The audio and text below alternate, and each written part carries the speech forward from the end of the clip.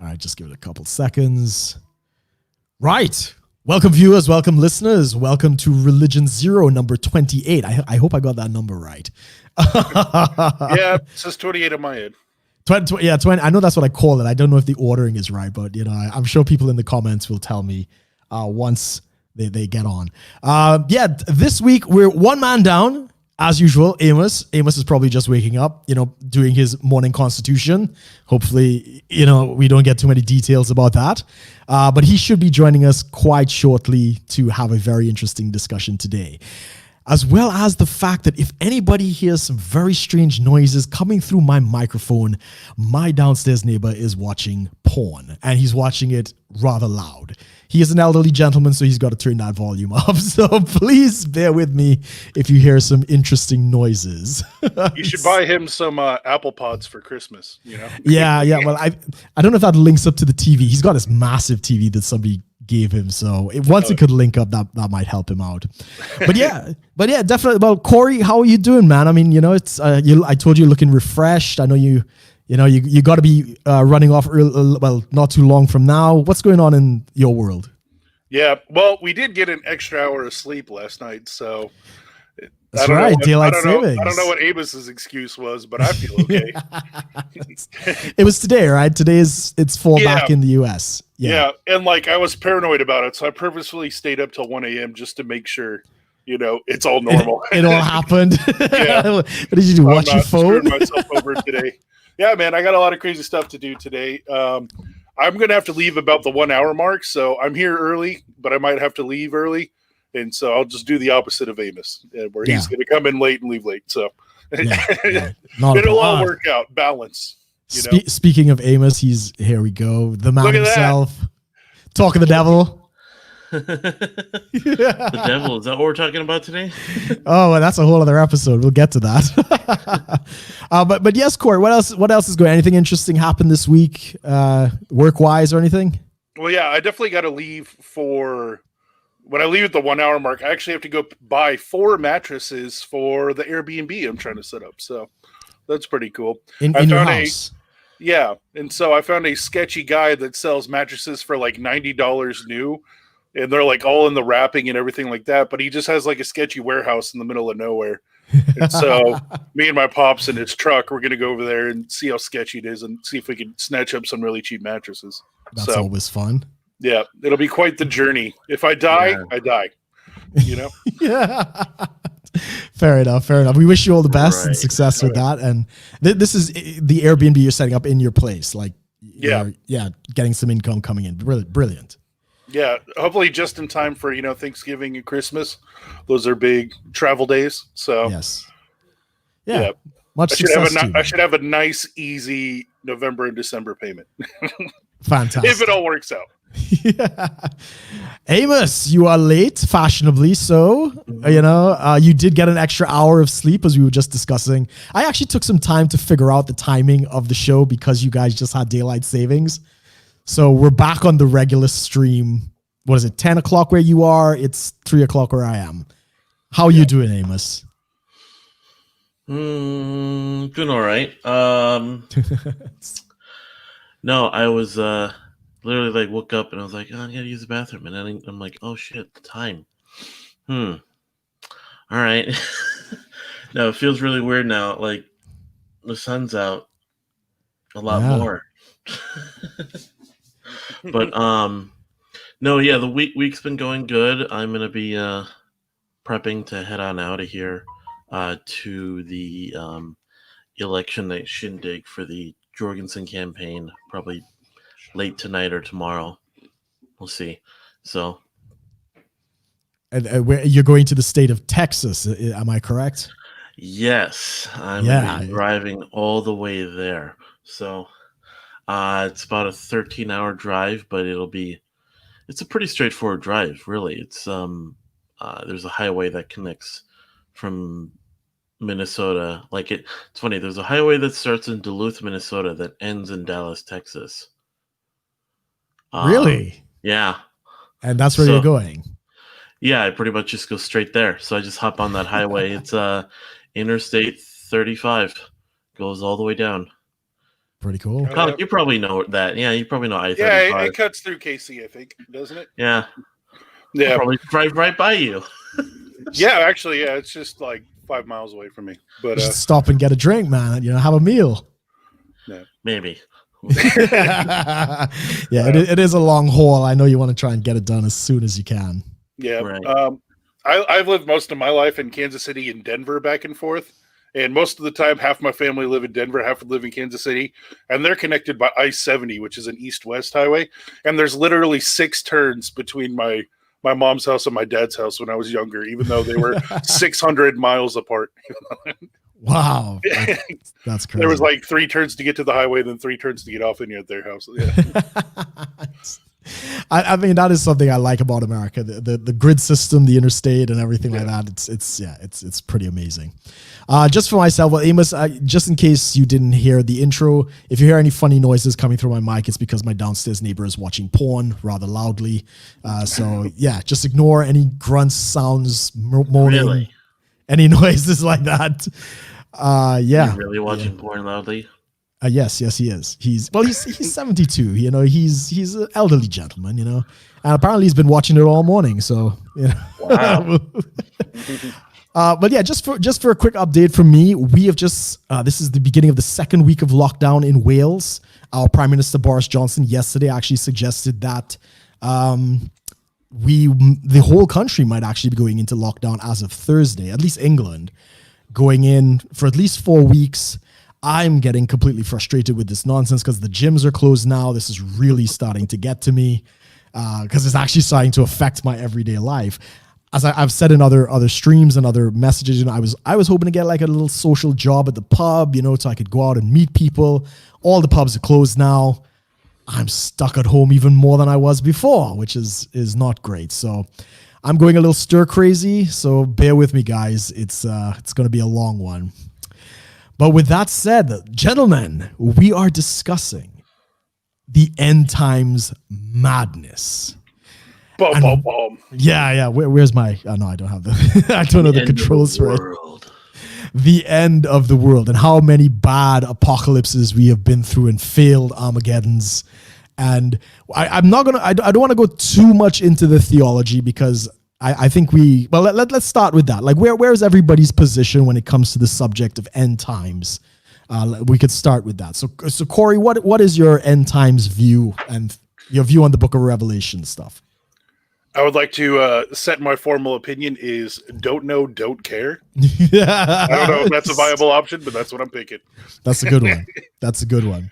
If Christ is supposed to come back as a thief in the night and no one knows, then no one knows. Then no one stop talking about it. Fair enough. Amos, what about you, man? Where would you lie in terms of your eschatology? Well, I would like to hear like an loud audible Jeremy Clarkson saying, "It is the end of the world." No, I'm kind of probably more along the lines of I think what you're going to probably get into, which is Christus Victor, but not like the exact, like if I think of it in terms of like the world just goes on. So you don't think it's going to be an end per se? Yeah, there's scientific, ends that are supposed to come, that are supposed to challenge us as a species. I tend to lean more towards like kind of the scientific ideas of like, okay, what'll stop humanity, what'll set us back. If we are the first of our kind in this area of space, like it's really just up to us how that's all going to go down. We're probably, it's a struggle between it's that question of, are we going to destroy ourselves versus if we're going to somehow make it past that. Press X to doubt. You don't think we're going to be inducted into the Galactic Federation and, meet all of our alien brothers and sisters? Well, it's not even just that. It's just we're probably just going to get really, really good at staying here. That's possible. So because I think, what is it like? scientists will talk about how like what is the general like lifespan historically of a mammal, and it's like a million years, maybe, if that. Well, we could evolve past that, of course, but yeah. True. I'm just saying, but typically mammals just kind of either turn into something else or they die, and so it's like change or die is a great option. pretty much it. Like, do we kill ourselves? Do we nearly wipe ourselves out and survive another few thousand years? Then wipe ourselves out again, or yeah. I'm looking more to the scientific side of thing in terms of any theological or spiritual significance. Bigger problems to deal with than to try to figure out like when is God going to punish us or not punish us. Yeah. I think it is funny. I saw the other day, it's like, what is the average amount of time an empire exists before it falls? And it's like 250, give or take. Yeah. And I think America's close to 245 right now. So yeah, that's fun. We're getting there. The Spartan Empire, which was a constitutional republic, they lasted 800 years, which is, when you read the Federalist Papers, it's kind of in line. But we have much bigger problems than the Spartans ever did. So we shall see. We shall see. Specifically TikTok, right? Yeah. Social media is a plague. Yeah. Curse you, TikTok! Just for myself, I'm definitely of the preterist camp, which means I believe that the book of Revelations, Matthew 23, 24, 25, as well as I think Mark 13 and Luke 11. I might have those sections wrong, but those are called the Olivet Discourse. I believe all of that has passed. It happened in our past. It happened in the audience's future, but in terms of our perspective, it happened in our past. So I don't think there's much more in terms of fulfillment. What Amos was talking about, the Christus Victor, that's more of an atonement view, but I agree with it in the sense that the kingdom of heaven is expanding on the earth already, and it's the only evidence we have is Paul eventually says, like the last enemy to be overcome is death. So the view is that Christ has undone the work of Adam. His kingdom is growing in the earth. We're basically being restored back to the Garden of Eden in whatever fashion that will look like. And the last thing that will be overcome will be death itself. And then comes the end. We don't actually know what that is, of course. But that's kind of where we're at. Only that.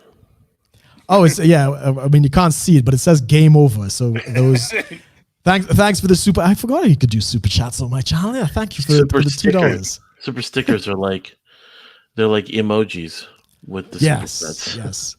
Well, for the viewers, either you could see the chat and she's basically saying game over. So, so those are the views. I mean, I'll just touch on it. There are 3 basic views of end times. I basically what we described here is the preterist view is in the past. It's already done. Yeah. It's already done. The futurist view, which is a lot of the rapture theology and the dispensational, believes Nikolai Carpathia. Yeah. Yes. That the futurist view is that all of it is to come. And then there is the historicist view, which believes that the events of Revelation and so forth are happening throughout human history. And they don't represent like one event, but like different stages in human expression and the church history. And then there's the idealist view, which means it's all spiritual. There is no physical manifestation. It's all spiritual. Nobody has it figured out. Nobody has this completely figured out. Personally, for me, I think futurism is the weakest, but I could be wrong. A rapture could happen tomorrow. Fuck it, I was wrong. It's not a life or death type of theology. It's something we can argue and disagree about. But with that said, with all of the failed end of the world events that we have probably lived through, and at least I know that 3 of us have been through the year 2000. I don't think any of us were here for like back in the 70s with what was his Jim? It was Jim Jones and Guyana and all these other things. Some of the crazy things that we've seen pertaining to church manipulation and crazy things that happened around end times prophecy and stuff like that. Could we share maybe any insight or experience we've had either in our personal church or that we were just around with some of these end time movements? Amos, you want to start off? Well, I could tell you about how we were going to be the Space Force. This is before Trump's Space Force. So I had a pastor way back who used to talk about, he had this whole series talking about like his own interpretation of what he thought the end of the world was. And it just sounded like half decent, like interesting sci-fi for me as a kid. That's the feeling it gave off. So he had this belief that in the so there was the rapture, the tribulation, and all this stuff, the millennial kingdom, and all this, God's kingdom comes upon the earth for 1,000 years, all this stuff, and then after all that, so we get raptured. There's the 7 years, and then after the 7 years, there's 1,000 years of God's kingdom on earth, and then after all that, he believes that heaven was an actual place. Mm-hmm. He went as far as to say heaven was a planet. Oh, really? Cool. Yeah, so because God created the heaven and the earth, so heaven is a twin planet, somewhere out there in the universe. So once all of like the events of the Bible. Thank you. Once everything is kind of said and done in terms of the Bible's view,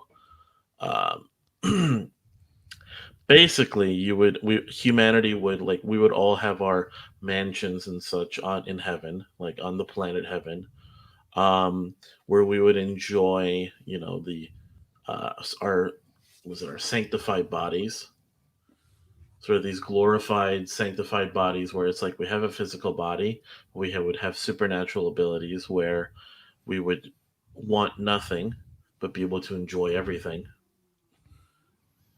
And then every day, like a day in the life of a basically sort of post-millennial kingdom Christian basically was, we would, wake up in our mansions, we could have breakfast, and moving, as he said, at the speed of thought. We wouldn't move at the speed of light because that'd take forever. We'd move at the speed of thought and move instantaneously throughout the universe, preaching the gospel to all of creation, because obviously there are other creations besides us. Brilliant. So it's like sci-fi alien Brave New World is kind of what it sounds like. It was like non-Mormonism view. It wasn't we get our own planet and become a god. It's we all serve God from the planet heaven. Every day we patrol the universe, spreading the gospel and sort of serving as his, peacekeepers across the universe. Moving instantaneously. Checks out. Yeah. So at first, the way he described it at all, and I was like, wow, that sounds really cool. Now that I think about it, and I'm like, sounds like more, it's kind of like the meme, hey, can I copy your homework? Okay, just don't make it look like it's the same thing. And then it's like, him, and then like Mormons, copying the Mormons. I mean, the only problem with that is Colossians 1:23, which actually Paul says, the gospel has already been preached to every creature under heaven. So he's a bit late, but yeah, sure. That verse has been fulfilled. Interesting. Corey, what experience do you have with maybe in your ministry time, some of the things you've seen around the craziness of end times? Yeah, I think I lucked out at least because none of the places I worked at or went to had like a pulpit talk about it, right? But there was definitely a lot of the whisperings and gossipiness of it amongst the members of the church. And so they were a lot of, especially in the Assemblies of God church I worked at, behind the scenes, they talked a lot about like Israeli politics. And they think that's the key to the end times, is just trying to figure out all of the politics back there. and trying to see like who's attacking who and who's supporting who. And, once a certain Israeli political distinction comes out, that's going to trigger revelation and all of those kinds of things. My church when I was a kid was really big into Y2K, where a lot of them bought a lot of food and water, stocked up, because that was going to be the end of the world. I can't recall. I was probably too young to say if they tied it to Revelation or not, but there's definitely some people that bought the bullet. But I think that's funny, though, because if the world ends on Y2K, then the world ends. Like, why are you buying water and food and preparing? That doesn't make sense to me. But yeah, those were the main ones there. But yeah, I've seen a lot of the people in my past. They care a lot about Israeli politics in the Middle East, and they think that's the key to revelation, which doesn't make sense to me. But okay. I would agree with you. I would agree that modern day Israel has nothing to do with Bible prophecy in that capacity. Or modern Russia. You guys ever heard of that one? Yeah, Russia's supposed to be there's a verse in Revelation. Gog and Magog. Gog and Magog, and it's supposed to be Iran and Russia. Of course, it's changed throughout the centuries. So once upon a time, it was like France and Germany, and it's all sorts of nonsense. So when are we getting our RFID chips in our head and our hands? I don't know. I gotta text Elon Musk again just to double check. Yeah. I mean, I do want to hit on the number of the beast. This is the one theological hit that I actually do want to do. What if Elon was the Antichrist? Yeah, that'd be funny. They tried to cancel Tesla, but he came back. I mean, I think we've all seen some of the hysteria around the number of the beast. So that comes out of Revelations 13. I think it's, I have it here. So basically 16 to 18, where Paul is writing to a first century audience. John is writing to a first century audience, and he's telling them that they will have understanding of who this person is because it is a human number. And he gives the number 666, which for some reason Christian thinks means 3 individual sixes, right? So they think it's 666. That's not the number. The number is 666. Now, we have seen some of the insanity that's come out over the 3 sixes. I think Corey and myself were just discussing the Monster energy drink. From the devil. Yeah, because of the Hebrew number? The Hebrew word. So I think it's Tav it's also the number. It's the letter Tav, but it's also the number 7, and it looks like 3 scrapes of the number 6. My mistake. And all the hysteria that's come up around that, where how is the Monster energy drink supposed to signify the mark of the beast when that's not even the number? Because it promotes capitalistic productivity. How dare I was gonna say, and even if it was, why Monster energy drinks? Yeah. Why wouldn't they? I mean, it would be way more convincing. Well, magnitudes more convincing if it was like, Monster identification chips. But it's just an energy drink. Here's the problem with the theology, right? John is talking to his first century audience saying they can understand it. That's where all of this technological nonsense kind of falls apart. It's like, it's not going to be barcodes and microchips and all this other kinds of stuff. It's something that the first century Jews could actually understand. So, I mean, I back in my day, as Heather was pointing out, we got all of those Left Behind movies, really cheesy television films, some of them from back in the 70s and stuff like that. And they all believed it was the barcode. And they did the cheesy thing, Antichrist rises up and everybody's getting a barcode tattooed on their head or in their hand, and all of these different things. Or a satanic credit card. I remember that one. Right. The Visa card, VISA, I think is the Babylonian is 666, not 666. But yeah, I know people who refuse to shop because of the barcode. They thought by using a barcode, they were going to empower the beast. I know people who never got a credit card because they thought that the same thing, like Visa was, part of the global conspiracy. And more recently, and this is why I want to hit on this, a lot of young people in church, because of this end time theology, they cut their life short. Like they don't go to school. They don't want to get married because they think at any minute now, the sky is going to burst open and they're going to be raptured away. And now many years later that doesn't happen. Like I saw all of that in the 2000s and stuff like that. Those people are now 20 years past that and they're suffering. They're actually struggling because they never actually took the time to develop themselves. And that is why I like to hit on, these different types of things. Yeah, it's kind of like the you got your head so high in the clouds you trip on the earth. You guys ever heard that phrase? There was one I remember where a pastor would talk about how like there was some law regarding real estate that like if you abandon a place, so he was basically, this is his way of justifying like, oh, the laws line up with the rapture. So if you were to be raptured and your house were to stay there for 7 years and you came back just before the 7 years or on the day of the 7th year, it would still be your house. Right. I mean, therefore he was like, oh yeah. So, for people who are worried, if you just get raptured and like, oh, we'll come back for the millennial kingdom and we'll get our houses back. Like, well, unless the government tax liens come and they seize your property, but in theory, he's right. And really, in theory, it's like a bunch of people just up and disappear. You think the government's just not going to like suspend law and come in and take your house anyways?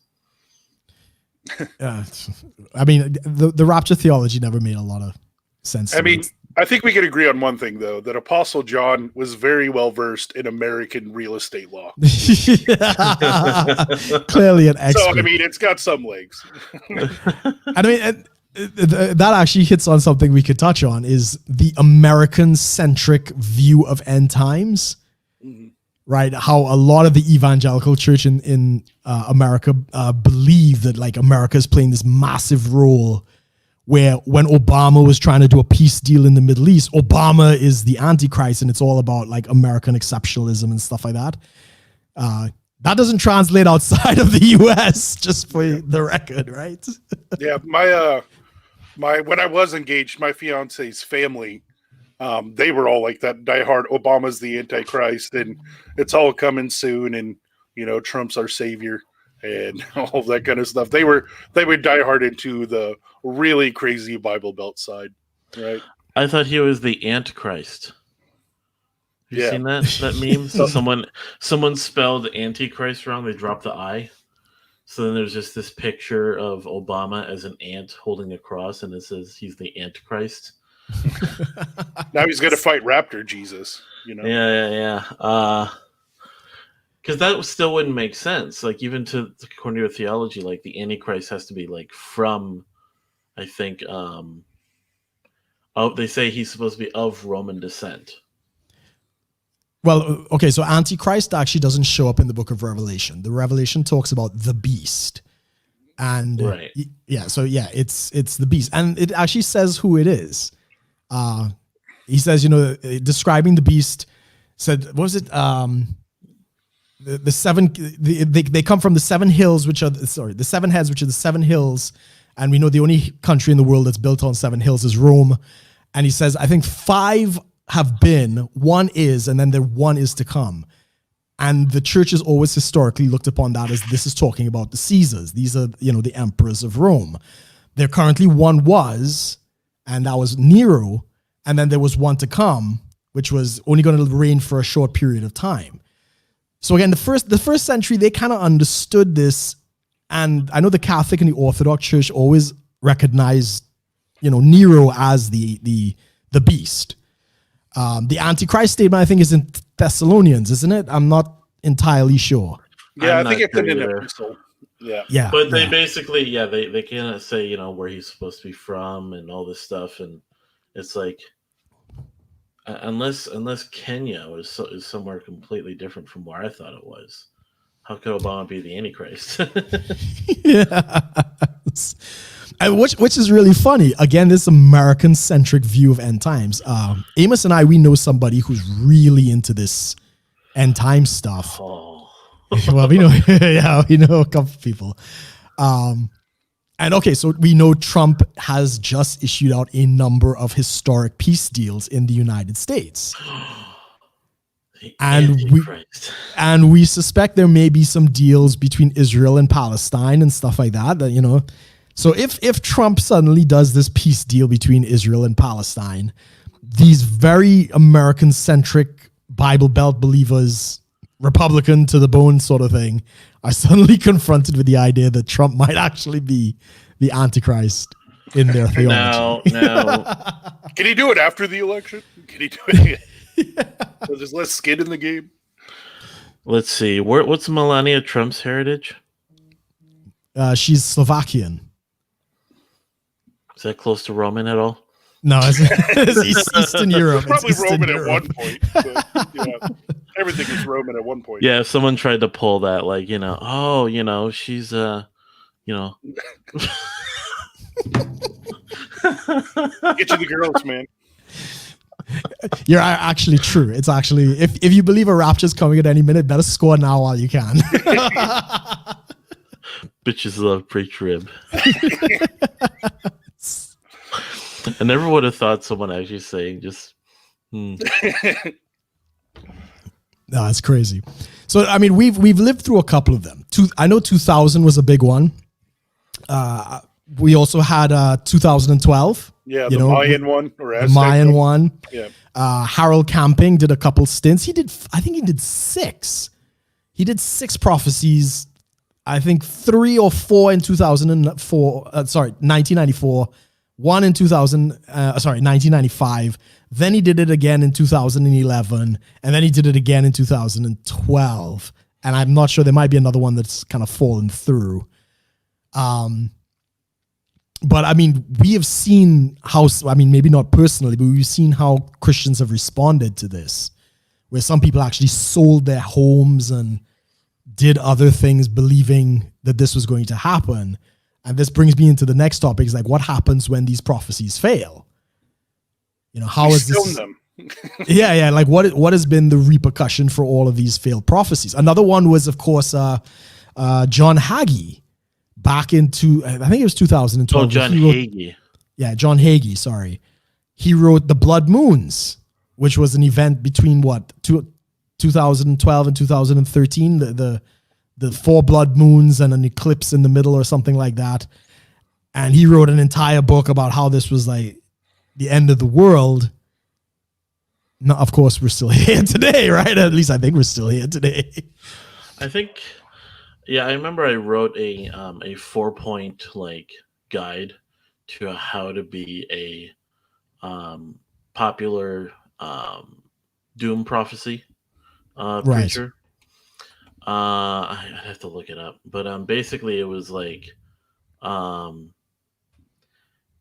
take a handful of very convincing but vague scriptures to kind of describe some recent events, involve America somehow,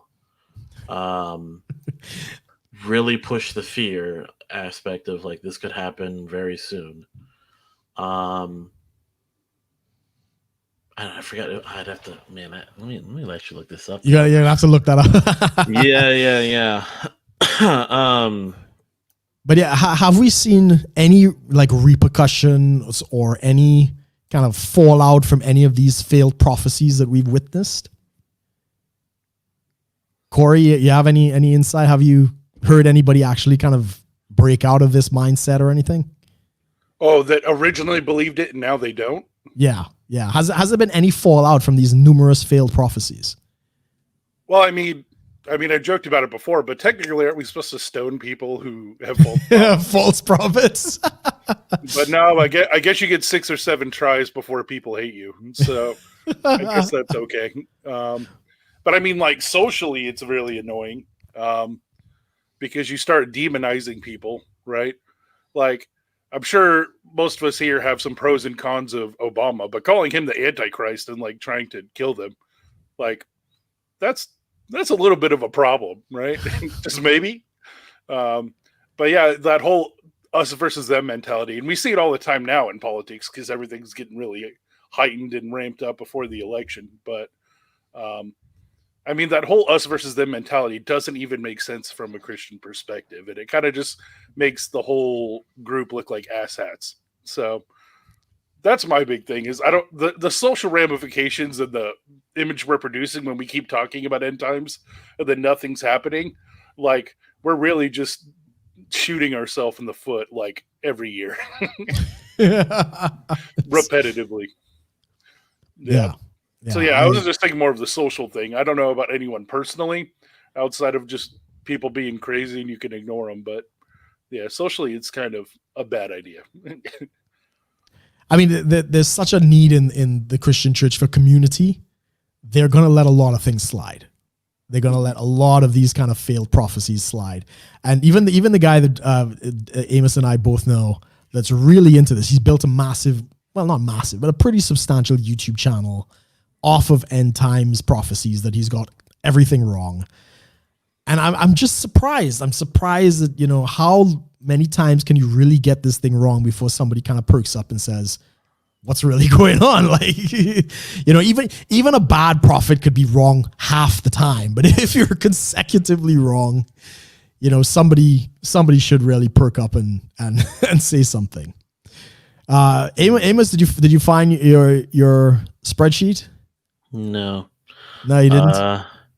Let's see, end times. He's still looking for. I'm trying. Yeah, it's like you can search for your own posts, but it's so vague how it like searches through everything. Let's see. No. Well, we could probably find it afterwards, and I'll put a link to it in the show notes. Yeah. Yeah. But I mean, I think the biggest problem with the end times, you know, spiel, for want of a better word, is that it makes money. It makes a lot of money for people in the church. That's kind of the issue, right? As we said, Harold Camping, he made, I think, like $100 million of people selling their homes and giving him the money. I mean, there's no bigger offering that's ever going to be given if you really believe tomorrow, you know, you're gone. And I think I even heard stories of people taking out massive loans because they didn't expect to be here to pay it back. And, you know, some lives have really been destroyed, you know, over this type of thing. I mean, what are your views on the church making money off of this kind of end time stuff then? Corey? Oh man. Yeah. Anytime we talk about this in our money episodes, but anytime you inject money pressures into the church, you're going to start, you know, screwing up pretty bad. I mean, the example we talked about before is once you like start getting a building and overhead, and then you have to start asking for tithes significantly more, which kind of dilutes the message of what you're actually trying to preach. But I mean, you know, money is the one incentive in our society, right? You need that to pay bills and to exist. So out of self-interest, if you have to keep making books and prophecies, and fear mongering is essentially what it is, in order to make money, that's also diluting the gospel, right? And you're kind of just like, yeah, any amount of money pressure is going to dilute the gospel. And if your main way of making money is making ridiculous prophecies and hoping people are scared enough to believe it, yeah, I don't see anything Christian about that. Yeah, I'd agree. Amos, what are your thoughts on the church making money off of end times, you know, fearmongering? Man, capitalism is such a wonderful thing. Hey, if the market demands, right? Yeah, you can't. Yeah, if you can create demands upon things that aren't going to happen, man, you know, imagine the stock market. Oh wait. Yeah, or the election, you know. Or the election, yeah. There's an election. Never heard yeah, people can sell you just about anything with enough fear and doubt in something that might or might not happen. Yeah,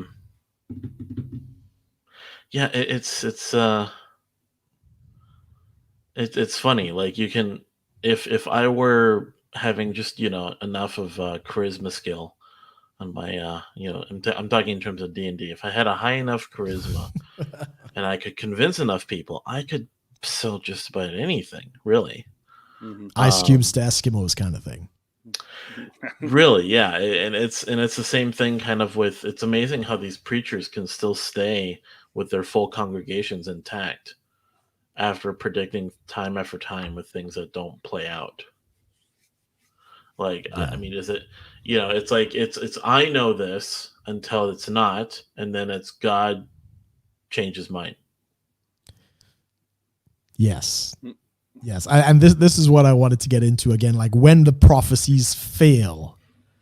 So I know Harold Camping blamed it on his calculations. So whatever math he was doing, he didn't carry a decimal point or some shit. Shouldn't have bought that Chinese calculator. Yeah. It's American made. Made in China,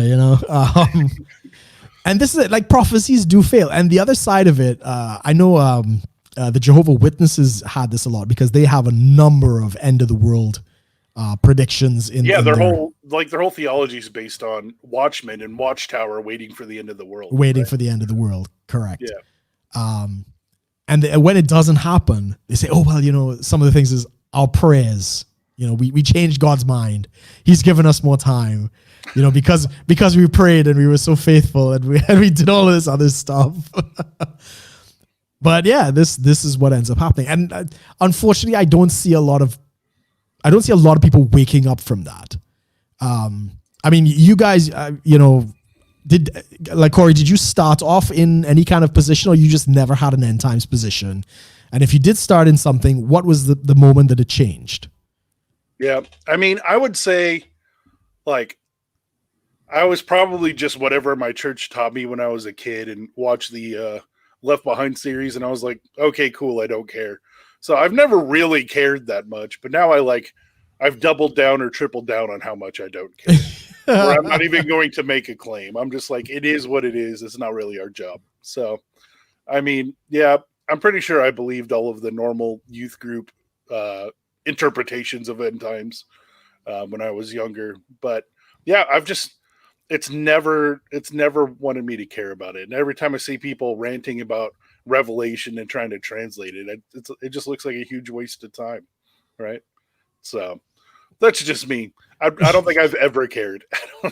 That's good, I guess. Yeah. I mean, I was freaked out as a kid with well, not a kid, I was a teenager when I kind of saw some of that stuff, but it definitely freaked me out and other things like that. So I started off same thing, kind of rapture theology, dispensationalism, and basically I got tired of getting it wrong. Like I just, every year it was like nothing's happening. And at some point I was just like, I've never really studied this out. It's just, you believe whatever the church kind of tells you, sort of thing. And when I started to actually read the book of Revelation, started reading, instead of just reading 4 verses a day in a vacuum and not knowing what's going on, I'd read the entire books and start to compare scripture with scripture. And a lot of that stuff just didn't exist.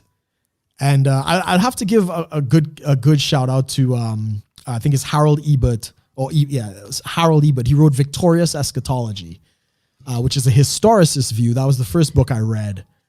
It was written in conjunction with another guy. I think it was either Jonathan Welton or one of these guys who wrote Raptureless.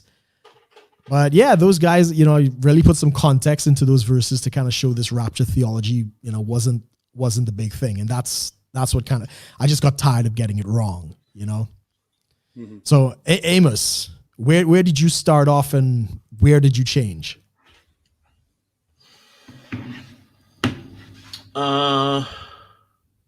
Start off with your eschatology. Okay. So probably kind of the common, I remember pretty much your typical pre-trib rapture with the tribulation and all that. The millennial kingdom that's supposed to come afterwards. And I was even getting into a little bit of the, I'm going to be like, Space Power Rangers or something. Peacekeeper. But basically, yeah, I remember I even read the entire Left Behind series. Really? Don't do that. Did you get therapy after? I must say, like, on its own, purely as a work of fiction, it's not bad. As a theological basis, no. Just holy shit, no. Just please don't. Yeah, I mean, and then the movie sucked. Yes, I think Kirk Cameron's version sucked. Nicolas Cage's version didn't watch Nicolas Cage's. That I mean, I remember watching a little bit of that, and I was just like, no. I mean, it's Nicolas Cage, but it's like he's the only actor in that whole movie. He only did it because he's like, oh yeah, it's a Christian film, sure, yeah. But like Bangkok Dangerous was better than Left Behind with Nicolas Cage. Yeah, and then kind of moved into sort of questioning a lot of that. I mean, eschatology and stuff wasn't really like a main topic for me. Like salvation and grace and sin and stuff like that became more important because that's more, I think, more important to most people. Eschatology, I remember a friend of ours said, eschatology, scatology, it's all the same thing. for the listeners, scatology is basically the study of poop. Amen. Yeah, I got to. And that's kind of his view, was like eschatology really has no, like, it's just such a study of nothing really when it comes to he believed for Christians, and I'm kind of in that camp too, which pretty much just leads to like, yeah, humanity is going to keep doing what it's doing, it's going to move on, and if that's necessarily a good or a bad thing somewhere down the line, it has no bearing upon theology really. You know, if bad things happen to us, it's not because God forsaken us. It's we did bad things. If we do good things, I think you could definitely glorify God, but it's not like God made us do those things. It was the goodness within us that we decided to pursue. So how the world progresses is entirely up to us. Yeah. You know, how individuals, you know, live out their lives. So it's not meant to be looked at, you know, viewed as having any sort of eschatology, you know, significance or whatever. It's like, no, just live your life, do what you're doing, you know, buy that house you want or don't buy that house. Plan your life as if you're going to live it, not as if you're not. I think you said earlier on, like, people will live such lives that they completely rob themselves of a life. Yes. You know, I mean, it's kind of like the reverse of, like, it does similar things, but it's almost the reverse of live every day as if it's your last kind of thing. Like, live every day as if it's your last, but also plan your life as if you're gonna keep living, as if you're gonna live forever. Basically, yeah. So it's like, so what are you really doing then? You're just having fun, living your life. Like, it's not that big of a deal. So. I would agree. Go ahead, Corey. I was going to say, I mean, do you really want to be forever young? Do you really want to live forever? Whomever. Yeah. Forever young. Good on you, man. Good on you, bro. So we're skipping CONK. All right, bro. No, I was going to bring up, it's kind of a topic change, but this is like, what I've noticed, this is like the big bestseller guy of our times. Have you guys heard of Jonathan Cahn? Oh, Cahn, yes. He's another CAHN. Yeah, he's like the big cool guy now about prophecies and all that kind of stuff. And my grandma buys it hook, line, and sinker. And I know every time I go over, she's going to have to sit me down and tell me about what Jonathan Cahn is teaching and why I should be worried. But for the people who don't know, he's like he calls himself a Messianic Jew, and he's like a pastor, and he wrote a bunch of books about end times prophecies. And his big pitch is that all of the major things that happened to Israel in the Bible are now repeating themselves in America. Therefore, just like how Israel keeps dying and being reborn, now America is, because that's the one true Israel now. And so he's like, when you read Nineveh, that's really September 11, and when you read this, that's really this. And I never heard about this guy until September of this year, because apparently him and Billy Graham's son, Franklin? Yeah. Those two decided to do a giant prayer march for Trump, because he's the only one that can save us from all of these American Israel doomsday prophecies. And I had to hear about it every time I talked with my grandma, and then I just tried to stop talking with her because I couldn't deal with it anymore.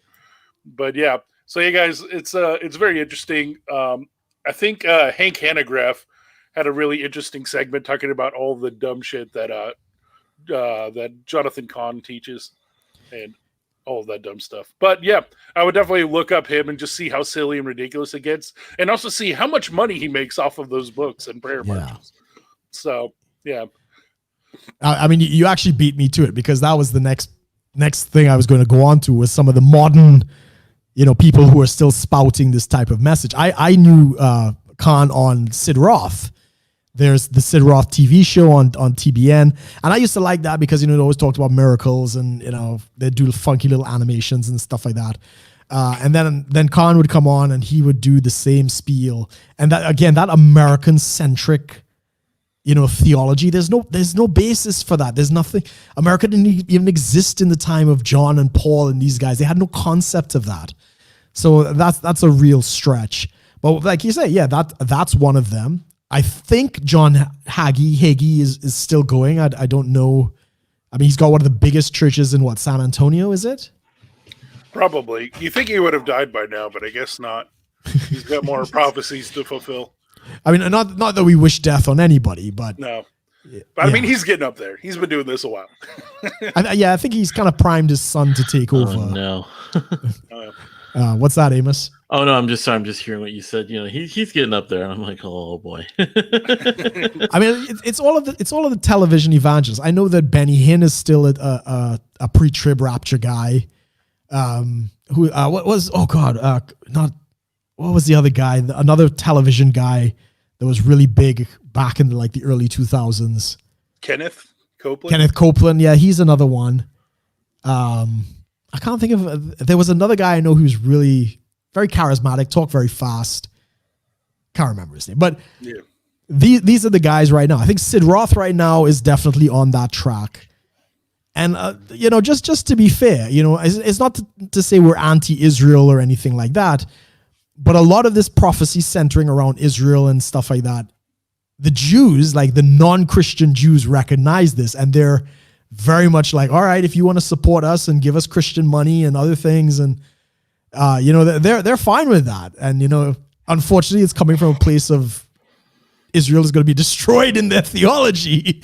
So I don't understand how these people think they're supporting Israel. Yeah. But yeah, it's a mess in that regard. The theology doesn't make a lot of sense. So, but yes, I mean, CONK, we only got you for maybe another 10 minutes, 7 minutes or so. Yeah. I'm going to open it up really quick just in case there's anybody who wants to come to you and ask you any questions. And then I know you got to head out. So guys, I'm going to put the link in the chat if anybody wants to jump in and join the conversation. We only have CONK for 5 more minutes if you want to come and say something to him before he has to run off. And then Amos and I will carry the show out and we'll finish it up from there.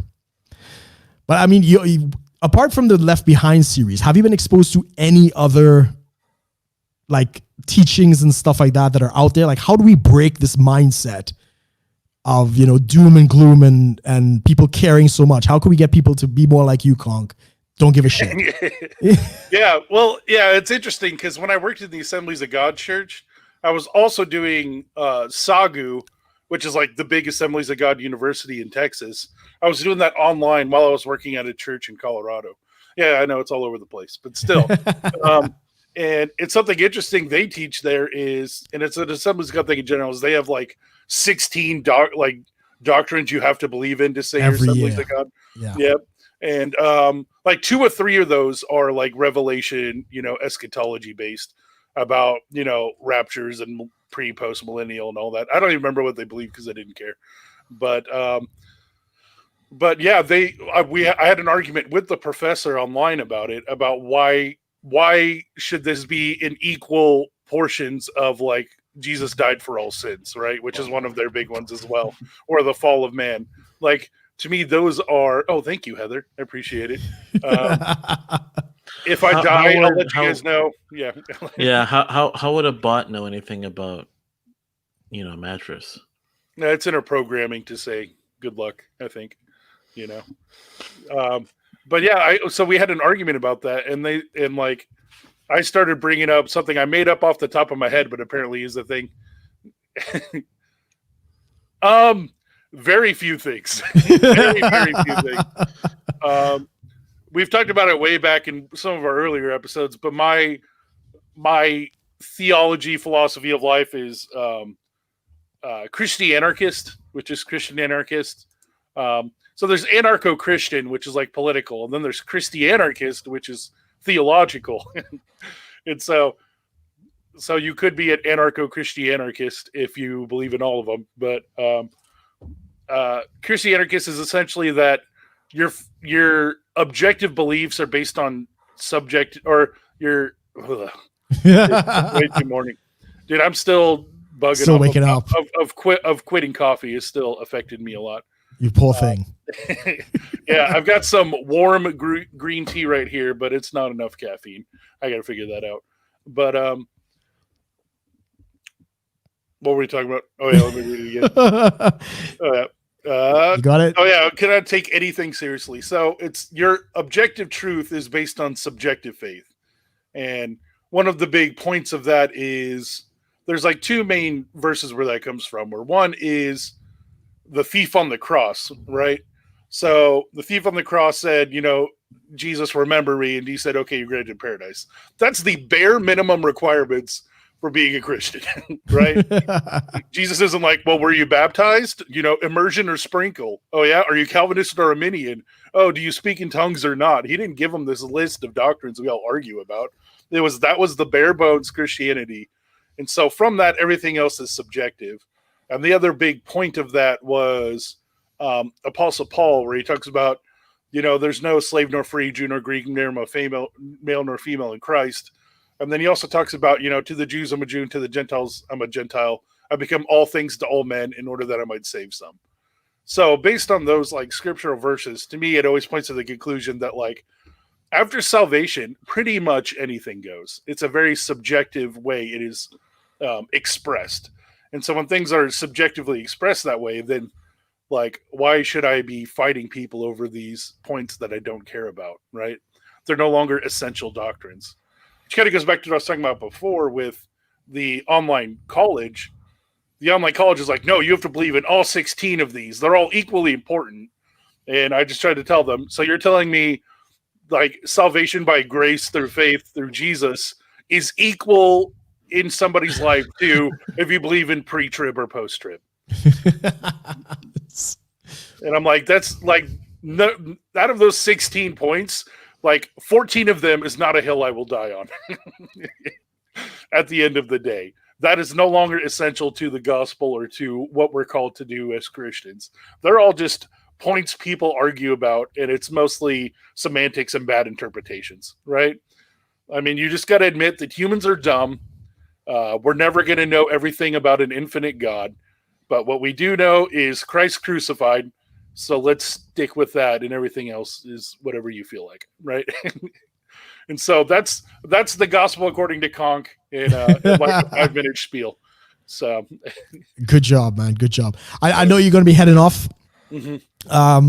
But I mean, where are we? We're back on your channel next week, is it? Or no, we're going to Amos' channel. They were going to Amos, yeah. Okay, no problem.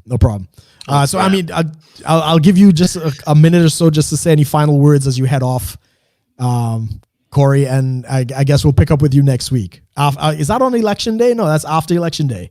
Yeah, Election Day is in 2 days. So. It's in 2 days. Oh, okay. Yeah. So, yeah, did you want to say any final thoughts on that, or you're heading off?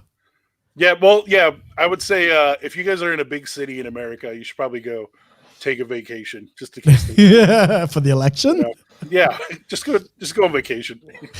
I'll be in a big city on Tuesday. They already got the National Guard and all that, but yeah, have fun. Yeah, that's about it. So I will sign off. Awesome, man. Good to see you, bro. I hope you get through with everything you have to get done. Yeah. Amos and I will just go for a little bit more, and then we'll close it out here. So, all right, awesome. See you next week, bro. Peace. Yeah. Welcome back, Amos. Are you finally off your phone? I'm trying to figure this out. I know you're still looking for the article. I'm like,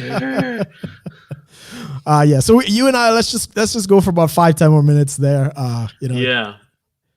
So yeah, in terms of like the one thing I would say, the study of eschatology is very good. Like why I actually did do the study. This actually helped me understand hell, right? So everybody. What the hell?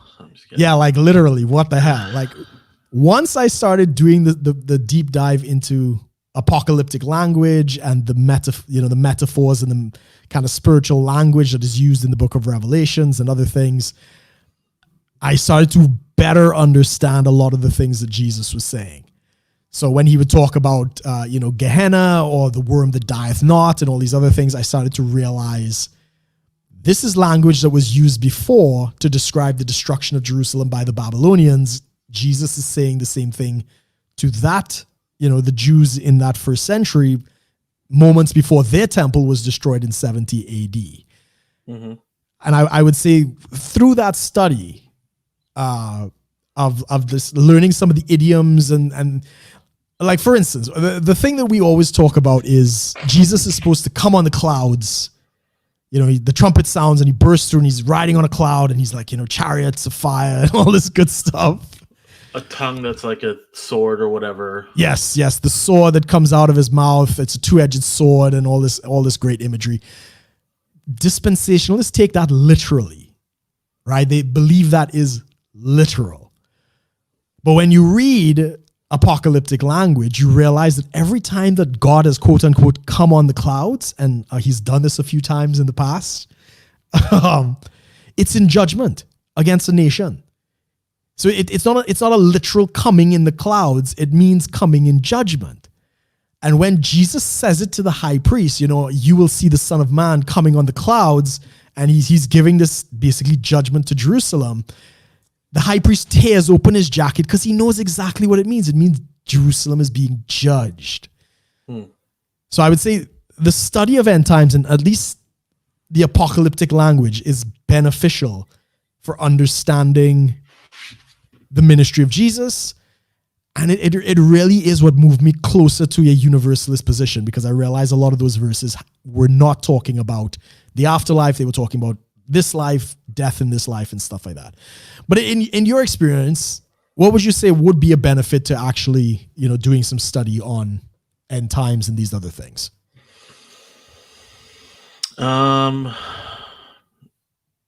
Would be a good way to study for all that? What do you think it would be beneficial for? For the study, what is the benefit of studying eschatology, you mean? Yes. There's the like, if you want like to just be more academically well-rounded, you could look into it just to like understand it. Other than that, I don't really see much of a view. Yeah. As to why, like you could, like you and I obviously, like, we know about a lot of different theological views, not even though we don't necessarily believe in it. So when I have discussions with people, I just use it as a means to understand and to better explain, like present something. It's like, I don't agree, but this is what they think. This is what is discussed. Other than that, most people who wouldn't engage in a conversation like that, typically, there is no reason to get into eschatology. It could make for interesting sci-fi, if anything. And I mean, that's what it kind of comes down to, is like I said, I read Left Behind, but eventually got to a point where I thought it was, half decent fiction. Right. It wasn't really something like, I mean, now maybe not so much, but I don't know. I remembered I read it in school. So there I was, with the Mark, which is one of the books. And I'm like reading this in my English class. And my teachers knew what it was. Like, they know these books and they're kind of like, okay. But yeah, I I don't see much of a need to really get into it. You could read it and oh, that was interesting. Yeah, that Nikolai Carpathia guy seems kind of devious. I mean, the Nicola Carpathia was the Antichrist figure in the Left Behind series. Yeah. So which one was it? He was there the whole time. He comes about and he was of Romanian descent. Nothing hidden there. And then he shows up to the United Nations and basically like kills all the world leaders.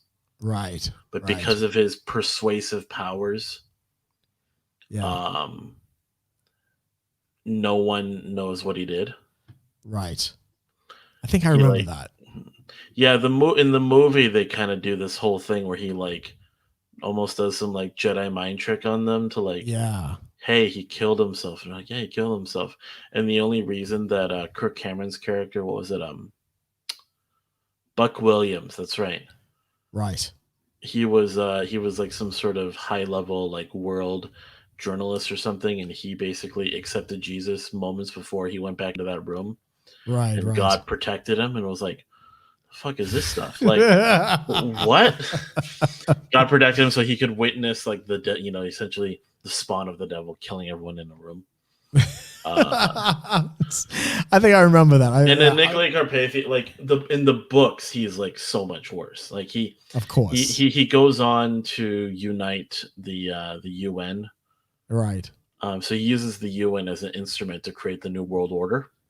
Right. Then there's this whole thing where he goes to the temple in Jerusalem and desecrates it. Right.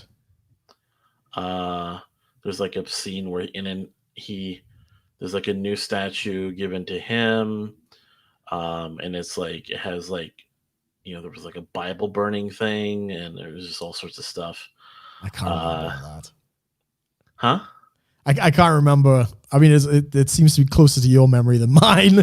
I probably watched it at least 12 years after you. Interesting story, and like there was, yeah, he was just this like extremely charismatic person. He created like a new one world religion or something. Right. It was just basically taking the best of every religion to kind of be like a peace loving thing. Right. I mean, at some point, I think I've addressed a couple of those points about like the one world religion, the one world government. I probably should expound on that. I'm not going to do that in this stream because those are very lengthy topics.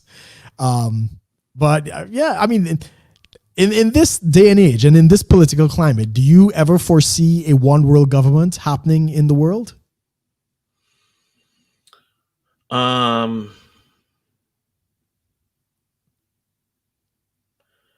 No.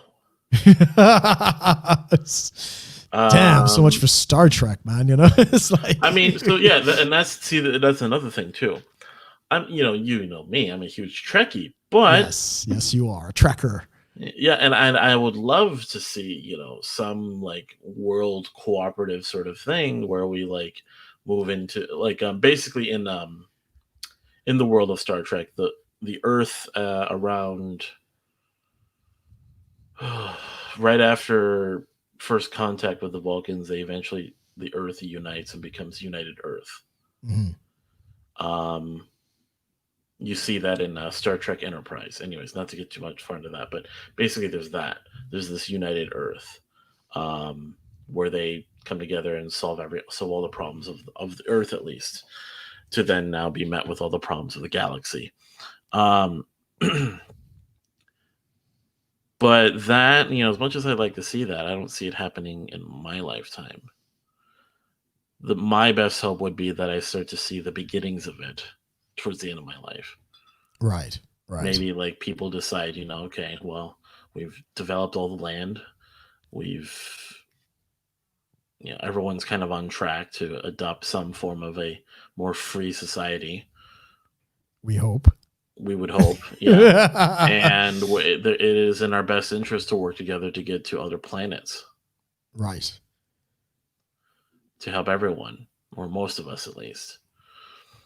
So I mean, so in our kind of closing points at this point, what is this the humanity's future that you're hoping for? You're hopeful for a future where we start to look to the stars and we kind of unify on that mission. Yeah. And there's only a handful of ways. Either we would have to, that would be like a logical sort of progression, which could take longer, or we just meet aliens and we have to do that. Right. So which one is your money on? Aliens or logical progression? Probably aliens. Aliens would be faster. Aliens would be faster. Yeah. Yeah, aliens would be faster. I mean, Independence Day. Yeah. Pretty much it, you know? Yeah. Brilliant, CONK. Yeah, guys, anybody's watching, be sure to smash the like button. Be sure to like, share, and subscribe as well. It definitely helps us boost the show. Yada yada. So yeah, you're hopeful aliens show up, and that would do it. I think straighten aliens, us out. Yeah, I think aliens would definitely unite humanity. Against them, unfortunately, but the us and them dichotomy isn't going anywhere. Recently Elon Musk made a statement about his trip to Mars, his plan to build a colony on Mars, saying that he didn't expect to keep Earth laws. He didn't want Earth laws applying to Mars, like his country and Mars. And it's going to be basically the libertarian paradise where everybody's kind of self-governed. And I was just like, yeah, it's going to be the Wild West. And then Mars is going to declare independence. This is going to be Earth-Mars war. And, it's we've talked about this, the Earth-Mars war. The Earth-Mars war. So I think I can say that safely based on the history of mankind. This is what we do. We send out colonies rebel, independence, wars, and so on and so on. So, but there would eventually have to be a reason that we would sort of come back together. Like, we realize it'd be better for us to work together rather than be apart. Yeah, aliens. Civil War, definitely. Well, I'm saying, that's a whole other conversation. That's not even religion related. Yeah. We'll get to that. I think I'm good on that then. So just in a closing point, guys, is because we don't have CONK here and nobody wanted to jump in, we're gonna be wrapping it up here. So final point on where I think it is going, as I stated earlier on, and as even Amos pointed out, the Christus Victor view, which is Christ victorious. It has to do about the atonement and how we view the cross, one of many views of the cross. But I do believe things are going to get better. We're living in unprecedented age of peace right now.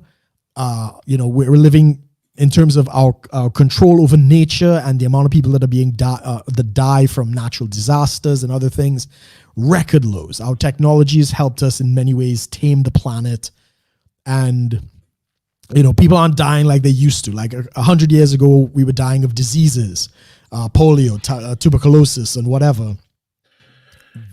That's pretty much gone.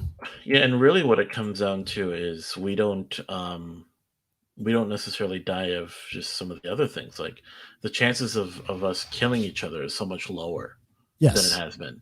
Like, even among wars, like just murder, wars, all types of ways that we would kill each other typically, it just doesn't happen as often.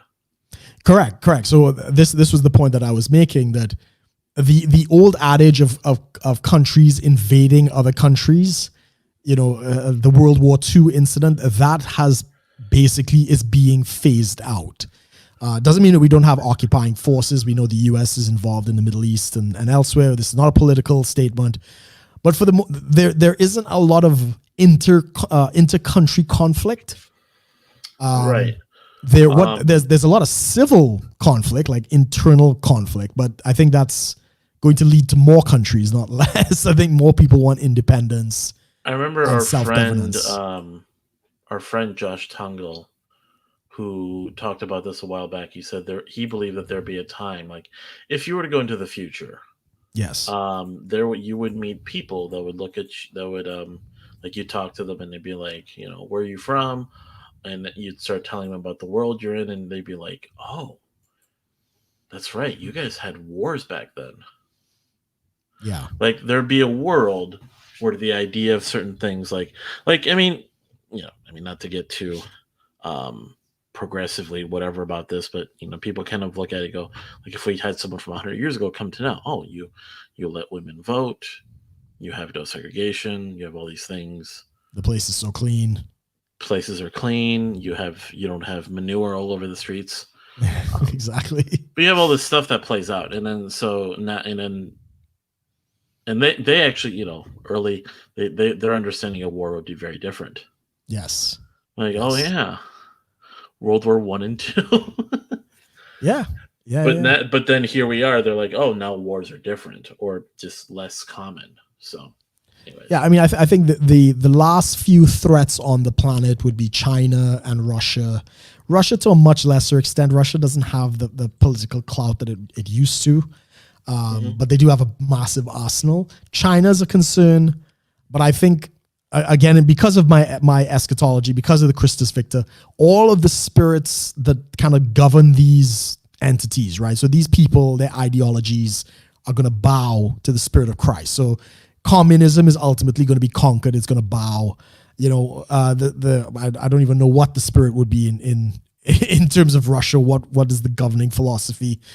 But all of those things bow to the spirit of Christ. And you're probably going to see the breakup of China and other countries. I think more countries are going to come out, as we might get back Tibet, for instance. We might get back Nepal and these types of things. And ultimately, I think we're going back to some kind of Eden state. What that looks like, I have no idea. But as Paul says, the sign of the end is when people start to live longer.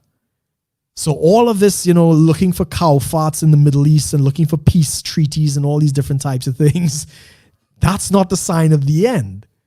The sign of the end is the complete opposite. It's people start to live for hundreds of years. And Amos, you and I might very well be in that camp. We have no idea. We might actually be the next Methuselah and live for like 1,000 years. Man. What are we going to do? That's a lot of podcasting. Welcome, everyone, to 10K Rum number 10,000. We've been doing this for 1,000 years. 12,532. Yeah. Yeah, it's possible it could start right here and right now. But with that, I think we're going to wrap it up. Yeah. So just any kind of final thoughts, Amos, before we close it out here on the subject of end times and the hope for humanity sort of thing, live long and prosper sort of thing. Yeah, live long and prosper is definitely better than live short and be poor. No. Is that a height joke? Are you making fun of my height? Live short? Yeah. It's funny. You're a short guy, and I consider myself to be a little shorter than the average guy. But man, I'm taller than you. You're taller than me. Yeah, definitely. What are you, 5'9", right? Yeah, and you're I'm like 5'2". I'm 5'6.5" or something. Almost 5'7". But yeah, eschatology is such a messy subject, and anytime people kind of get into it, it more has to do with the escapism and the not wanting to deal with real life issues, and it kind of with people who don't have purpose, it gives them a purpose to live without purpose. Yeah. Because now, like, what's the point of living then? What's the point of investing in anything? If it's all going to end tomorrow. I mean, man, if I shifted my religious with a more religious, more ministry like life, that period where I was really going after it to now, like closer to now, I'm just thinking I can't imagine the theology that is going around about this year. I mean, we don't hear about it as much. Fucked up. Yeah, we don't hear about it as much because we're just not following that stuff. But man, I'm just imagining these pastors they're just having a field day with messages that are going to go on for years. Yeah. Welcome back from the coronavirus pandemic as we go into my 52-part series of the year 2020. God's judgment that totally didn't happen yet. Maybe coronavirus was the rapture, and we're all left behind. Well, it's probably the judgment of God at least, but yeah, there we go. Yeah. The judgment of God that only killed old people. It's crazy. But yeah, it's not worth your time if you really want to get into it. It's only good to like as a general study to have an understanding, but otherwise there's no real practical use, I believe. So yeah, fair enough. Fair. I would second the point. It's not an earth-shatteringly important study. I think it's a healthy study for people, especially if you're caught in rapture theology.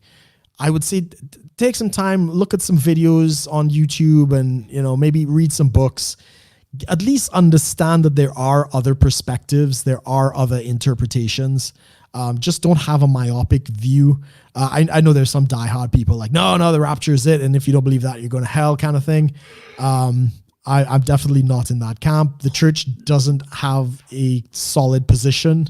I know the Assemblies of God have a eschatology, but the major branches generally don't, right? There's all sorts of views, as I discussed earlier on. You can hold any one of them, be a Christian. You can hold none of them and be a Christian. It's not that important. It is a good study, though. I wish more people would do it, but yes.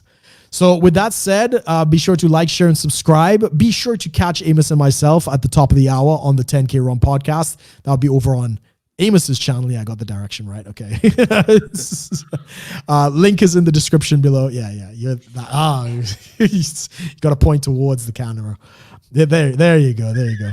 And if guys, of course, if you have any comments, questions, I'll leave them in the comments below. We'll get back to you unless it's something ridiculous, and we can't really. We might do an episode if there's something that you guys want us to see.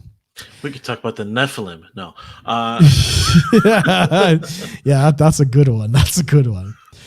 So yeah, ladies and gentlemen, thanks for watching. This has been Religion Zero, number 28. Amos and I are going over to 10K Rum. What episode are we on? 112. 112. Feel free to join us over there for where we continue the